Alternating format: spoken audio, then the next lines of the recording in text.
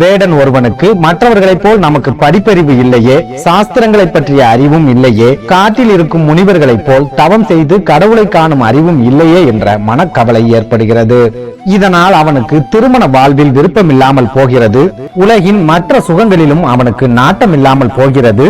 மனதின் ஒரு ஓரத்தில் எப்படியாவது ஈசனை பார்த்து விட வேண்டும் என்ற நம்பிக்கை மட்டுமே அவனிடம் இருந்தது. இதனால் வேட்டையாடும் தொழிலை கைவிட்டு விட்டு யாராவது நமக்கு ஈசனை பற்றி போதிக்க மாட்டார்களா என்று நினைத்து நாட்டுக்குள் அலைந்து திரிகிறான்.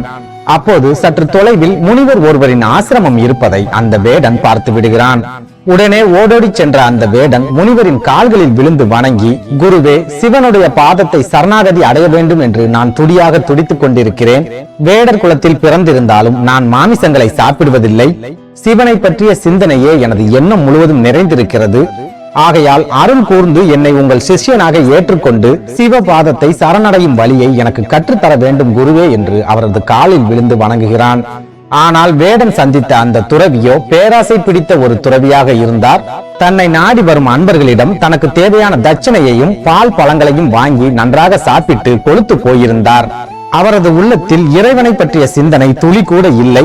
உழைக்காமல் சாப்பாடு கிடைக்கிறதே என்ற எண்ணத்தில் அந்த குடிசையில் துறவி தங்கியிருக்கிறார்.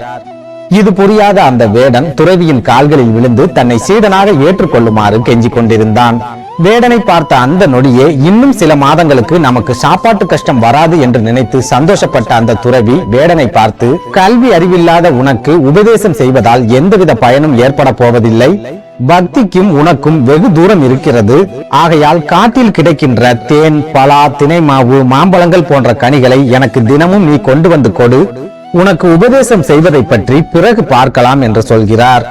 ஆனாலும் மனம் தளராத அந்த வேடன் எப்படியாவது சாஸ்திரங்களை கற்றுக்கொள்ள வேண்டும் என்ற ஆசையில் உடனடியாக காட்டுக்குள் சென்று குருநாதர் கேட்ட தேன், தினை மாவு, கனி வகைகளை தட்சணையாக எடுத்து வந்து குருவிடம் கொடுத்துவிட்டு, குருவே, நீங்கள் கேட்ட அனைத்து பொருட்களையும் நான் கொண்டு வந்திருக்கிறேன்.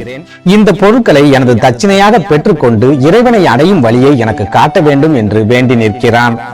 உடனே அந்த குரு வேடனை பார்த்து, வேடனே, நீ சிவாய நம என்று தினந்தோறும் ஜெபித்துக் கொண்டே இரு. நிச்சயமாக சிவபெருமான் ஒரு நாள் உனக்கு காட்சி கொடுப்பார். ஆனால் மறக்காமல் தினந்தோறும் காட்டில் கிடைக்கும் கனி வகைகளை எனக்கு நீ கொண்டு வந்து தர வேண்டும்.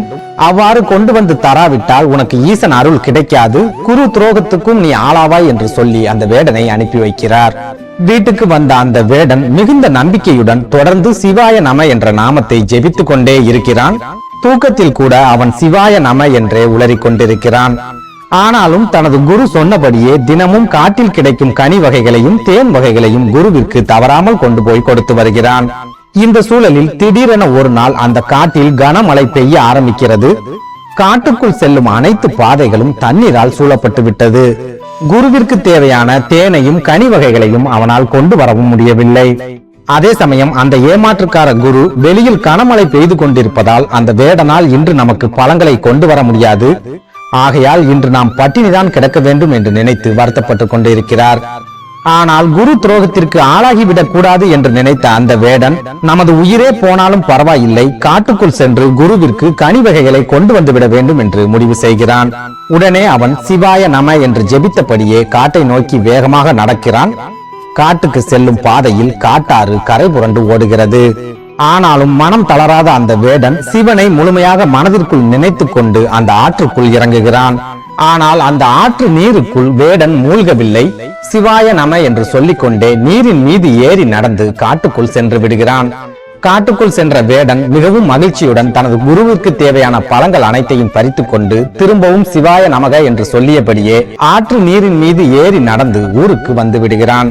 ஊருக்குள் வந்த அவன் நேராக தனது குருவை சந்தித்து பழங்களையும் தேனையும் கொண்டு போய் கொடுக்கிறான். இந்த கனமழையிலும் வேடன் பழங்களையும் தேனையும் கொண்டு வந்திருப்பதை பார்த்து குரு அதிர்ச்சியில் உறைந்து போகிறார். உடனே அவர் அந்த வேடனை பார்த்து, காட்டாற்று வெள்ளம் பாய்ந்து கொண்டிருக்கும் போது நீ எவ்வாறு இந்த பழ வகைகளை கொண்டு வந்தாய் என்று கேட்கிறார். அப்போது அந்த வேடன் நடந்த அத்தனை சம்பவங்களையும் தனது குருவிடம் ஒளிவு மறைவில்லாமல் சொல்லி முடிக்கிறான். வேடன் சொன்னதை கேட்டு ஆச்சரியப்பட்ட அந்த குரு தண்ணீரின் மேல் நடக்கும் அளவிற்கு இந்த வேடன் ஒன்றும் ஞானி இல்லையே என்ற சந்தேகத்தில் அவனை மறுபடியும் அந்த ஆற்றுக்கு அழைத்துச் செல்கிறார். மீண்டும் இந்த ஆற்று நீரின் மீது ஏறி நடந்து எனக்கு 2 மாங்கனிகளை மட்டும் கொண்டு வா என்று சொல்லி அவனை அனுப்பி வைக்கிறார்.